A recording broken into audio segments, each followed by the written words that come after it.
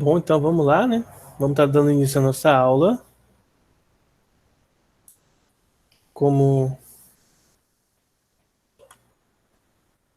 a gente já sabe, como vocês já sabem aí, nós vamos estar tendo a aula sobre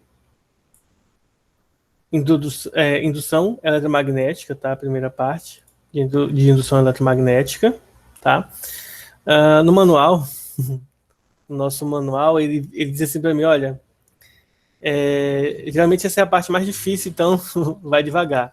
E aí a gente vai trabalhar essa aula de hoje e a próxima aula na manhã, nós vamos trabalhar essas duas aulas com esse mesmo conteúdo, tá? Então hoje eu vou apresentar o conteúdo e amanhã a gente vai fazer exercícios voltados para esse conteúdo de indução eletromagnética, tá? Professor, Quem quiser... a nossa variativa vai ser como foi combinado nos bimestres anteriores? Vai ser o trabalho? Não, vai ser aquela provinha mesmo, mas no final da aula a gente vê. A gente discute um pouquinho sobre ela, tá? Beleza. Para deixar aqui. Ó, então deixa eu pegar os prints aqui, né? Vamos começar aqui. Nós vamos trabalhar com essa aula aqui.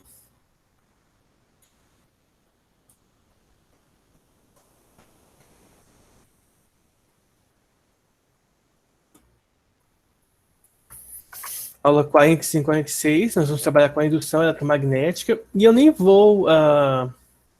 eu já vou direto mostrando os prints mesmo. Mas basicamente, de forma resumida, seria assim, gente. Nós temos Nós temos... Deixa eu tentar explicar de uma maneira bem trivial. Seria basicamente assim. O processo, então, de estudar o eletromagnetismo, ele surge com a possibilidade de você induzir corrente elétrica, de você gerar corrente elétrica, fazer os elétrons se locomoverem, e isso é a corrente elétrica, ou seja, você criar um meio de produzir energia elétrica, tá? E aí, com esse crescimento de conteúdos que a gente vem tendo, a gente viu força elétrica, as experiências de Ørsted, nós vimos os ímãs. Então, todas essas coisas, elas vão se encaixando para a gente chegar agora no que nós vamos definir como fluxo magnético. Mas antes disso, só para a gente ver a definição, né, bonitinha, vejam só. Indução eletromagnética, como vocês podem ver aqui. Deixa eu pegar aqui o vermelho. Ó, a indução eletromagnética é um fenômeno no qual se pode estabelecer uma corrente elétrica. Então, a gente consegue estabelecer corrente elétrica em um condutor fechado, sem a necessidade do uso de um gerador, ou seja, nós não precisamos de pilhas, baterias, ou você conectar na tomada para receber a corrente elétrica, tá?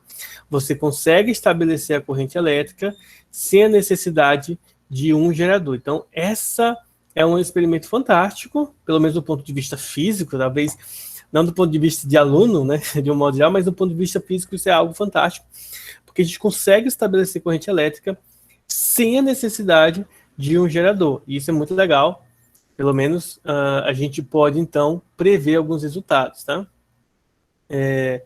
Dando continuidade aí, a gente vai definir primeiro o que é o fluxo magnético. Deixa eu tirar o print aqui. Nós vamos ver o que é o fluxo magnético. Se vocês estiverem acompanhando na apostila, vocês... Né, é só seguir aí o padrão aqui. Deixa eu silenciar aqui meu WhatsApp.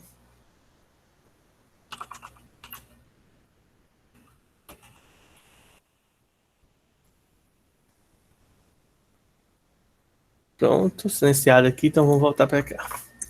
E aí, nós vamos ter o fluxo magnético. Deixa eu primeiro aqui aumentar mais, né, o meu espaço aqui, que está meio curto aqui. Diferente daquele programa que eu uso no Linux, que eu posso abrir várias abas, eu acho bem interessante. O Paint ele não deixa abrir várias abas, mas em compensação ele me deixa estender aqui o painel, né? Então eu consigo ter mais espaço também. Isso é uma troca justa, né? Então, gente, olha só.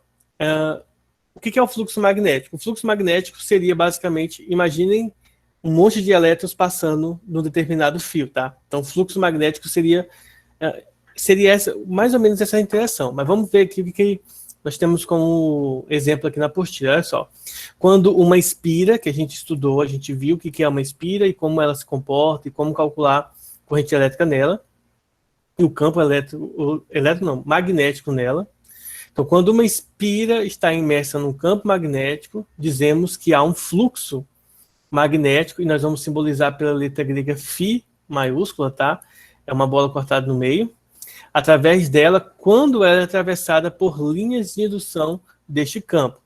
O fluxo magnético, através da espira, cuja área vai ser A, a gente precisa saber a área da espira, imersa em um campo magnético B, cuja perpendicular faz o ângulo de θ com o campo, é definido por essa expressão. Então, nós vamos calcular o fluxo magnético como sendo o campo, você vai saber o valor do campo, vezes o valor da área que a espira ocupa, vezes o cosseno do ângulo.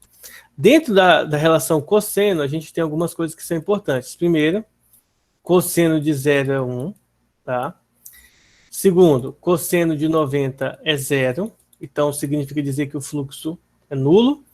E cosseno de 180, caso eles tenham direções opostas, o resultado do cosseno é menos 1, tá? Então, esses aqui são alguns resultados importantes. Caso tenha algum outro ângulo entre o de 30, 60 e 45, usem aquela tabela que a gente aprendeu em matemática. 1, 2, 3, 3, 2, 1, tudo sobre 2 e assim por diante, tá? Um outro detalhe aqui que vale ressaltar, a área aqui, ó, ela depende do formato. Ou seja, eu posso falar para vocês várias fórmulas diferentes de área, mas, tipo, depende de como vai estar a pergunta, depende de como vai estar o desenho. Então, eu não posso prever como vai estar o desenho.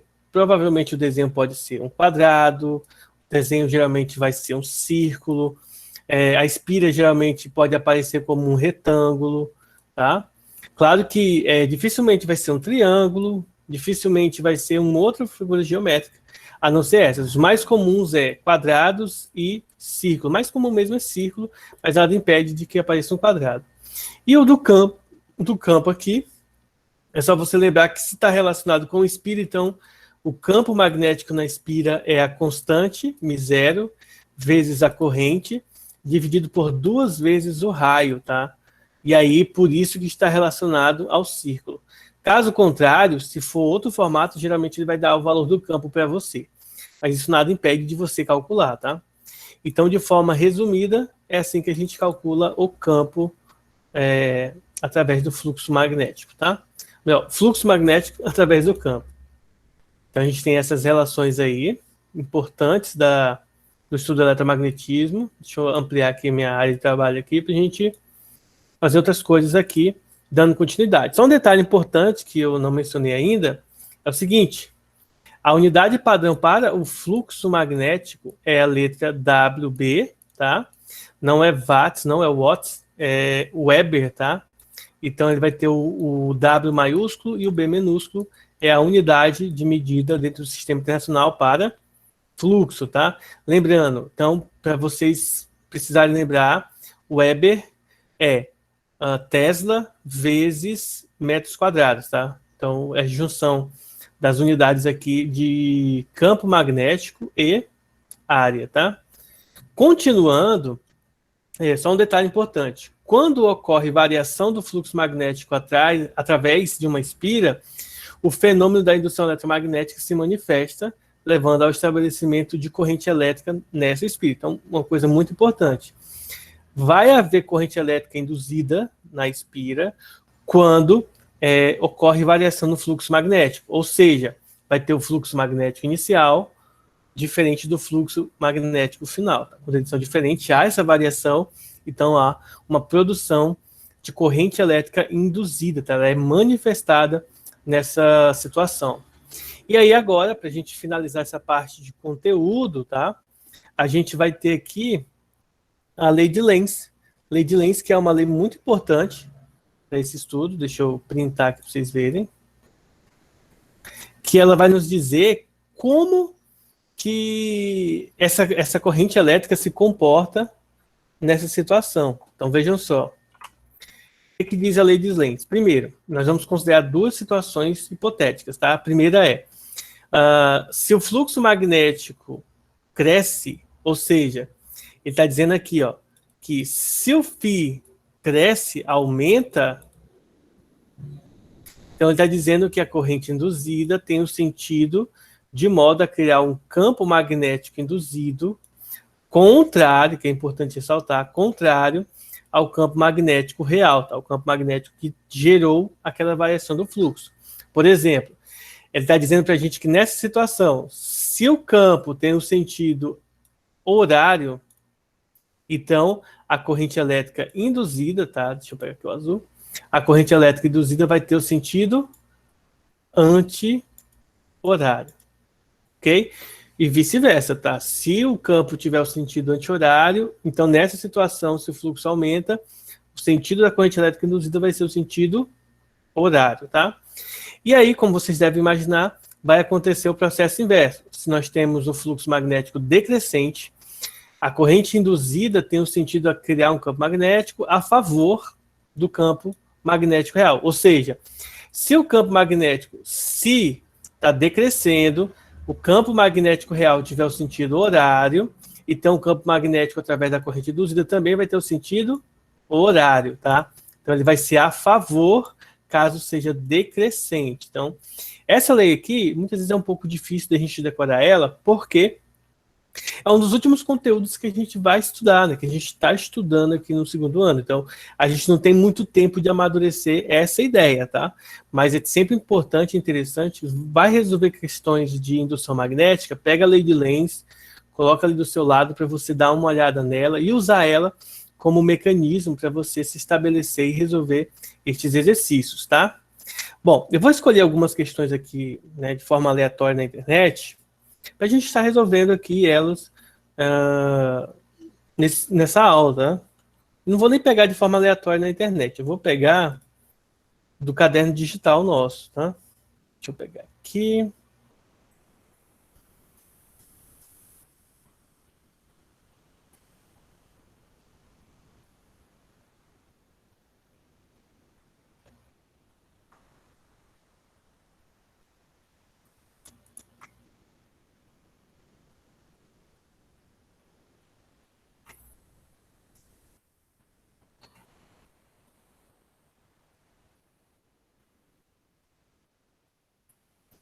Então, deixa eu dar um zoom agora.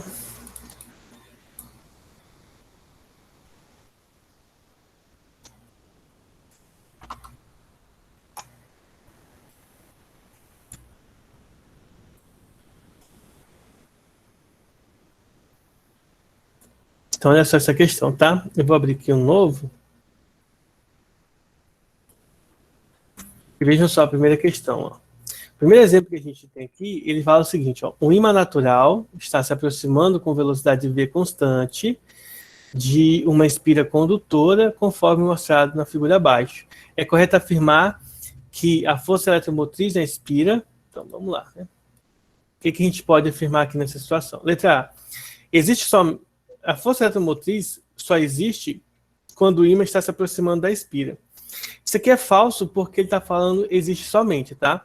Na verdade, existe quando o ímã está se aproximando, mas não somente, tá bom? Não é só quando ele está se aproximando, quando ele está se afastando também.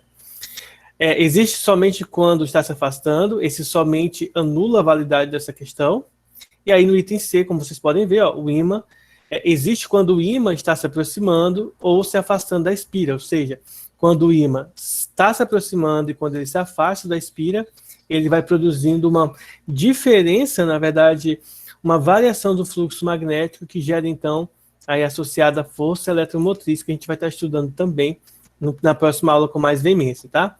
Ele fala aqui, ó, existe somente quando o ímã está no centro, então falso, e letra E é sempre nula, falso também, resposta correta letra E, quando se aproxima e afasta, cria, nesse caso aqui, a variação do fluxo, tá?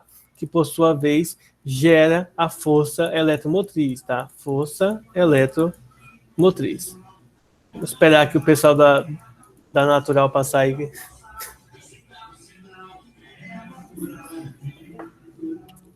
Esperar esses caras passar aí. Vocês conseguiram ouvir a musiquinha? Ó, só um detalhe aqui que eu queria tirar uma dúvida. Giovana, você tá com problema na câmera?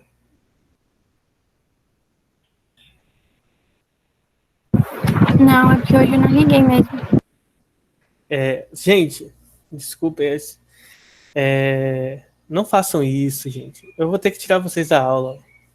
Giovana, o José, a Sofia, o Matheus, agora ligou, né? O Gabriel, o Rafael. Vocês precisam ligar a câmera de vocês, gente. Tipo, é meio desconfortável para mim estar deslogando vocês da aula. Eu sei que provavelmente para vocês também é desconfortável estar com a câmera ligada. Eu acho que até é interessante. Converse com a escola, cara. Peçam, sabe, uma forma aí de não precisar ligar a câmera aí. Porque, assim, tipo, é meio chato ter que estar cobrando direto. Pegar outra questão aqui, para a gente poder estar concluindo essa aula. Até porque o nosso horário já está acabando.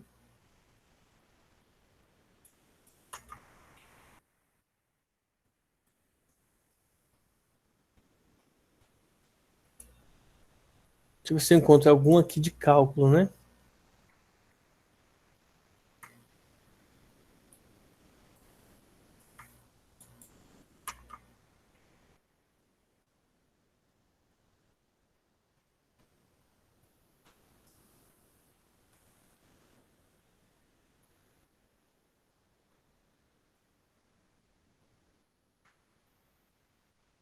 Não tem nenhum de cálculo.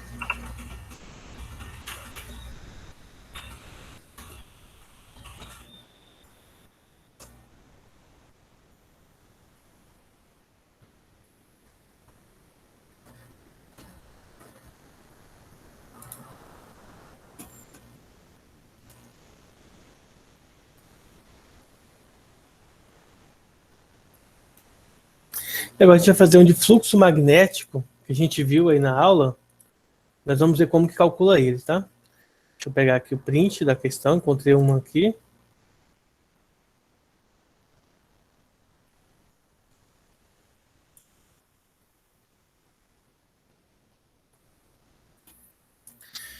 Então vejam só.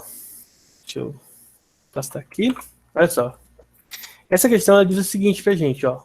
Uma espira circular cujo raio é de 2 centímetros, não, 2 metros, né? Que é 20 centímetros. Desculpa, 0,2 metros, que é 20 centímetros. Está sob a influência de um campo magnético cujo valor é 5 Tesla. Ele pede para a gente determinar o fluxo magnético na espira, sobre a espira, considerando que o ângulo entre o vetor campo magnético e a reta normal da espira seja de 60 graus. Então a gente sabe que o ângulo é 60 e aqui ele dá para a gente, ó, o valor do ângulo cosseno de 60 graus, tá? Que é 0,5. E aí nós vamos aplicar a regra. Ele diz que a espira é na forma circular. Vejam que para eu calcular a resposta, né, a resolução dessa questão, ó, eu preciso saber o valor da área. Ou seja, para calcular o fluxo, eu faço campo, que eu já sei o resultado, que é 5. Eu calculo a área, eu vou ter que calcular aqui a área separado, vezes o cosseno de 60 graus, tá? Então, nós vamos primeiro calcular a área. É uma espira circular, então o formato dela tem área igual a πr quadrado. Vou substituir o valor do π, que ele indica para a gente usar π igual a 3. Vou calcular o valor do raio, que é 0,2, e elevá-lo ao quadrado, tá? Nesse cálculo, eu faço primeiro a potência e depois eu multiplico, tá? Mas eu já vou chegar direto no resultado aqui. Vou usar uma calculadora. Vou pegar aqui do celular, como vocês verem. Só para a gente não perder tempo, pois, como eu citei para vocês, nossa aula já está chegando ao fim, né? Então vai ficar 0,2 ao quadrado. O resultado é 0,04, tá? Então vai ficar 3 vezes 0,04. Quando eu multiplico isso aqui por 3, vai ficar 0,12, tá?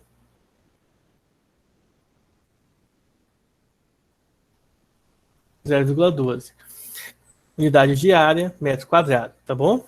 Isso porque aqui já está em metros, tá? Senão a gente teria que converter primeiro. Já sabendo o valor da área, eu venho aqui e substituo campo 5 teslas e área 0,12 e o valor do cosseno 0,5. Aí é só multiplicar, não tem segredo. O resultado final vai dar 0,3 Weber. 0,3 Weber. Alternativa correta, letra C. Então, é isso aí. Se for cálculo, substitui corretamente. Se for questão teórica, como a gente viu aqui, ó, você observe a regra, tá? Para haver variação do fluxo, tem que haver uma diferença, tá? O ímã tem que se aproximar e se afastar do campo magnético, da espira, tá? Na verdade, o ímã gera o campo magnético, então ele se afasta, se aproxima da espira para gerar essa variação do fluxo e depois induzir a corrente, que a gente vai ver na próxima aula com mais veemência, tá bom? Tarefinha para casa, decorem a lei de Lenz, tá? Quando tem o mesmo sentido, quando o fluxo é crescente e quando o fluxo é decrescente, tá bom? Decorem essa parte para a gente estar trabalhando melhor na próxima aula. Alguma dúvida, pessoal? Deixa eu interromper aqui a gravação.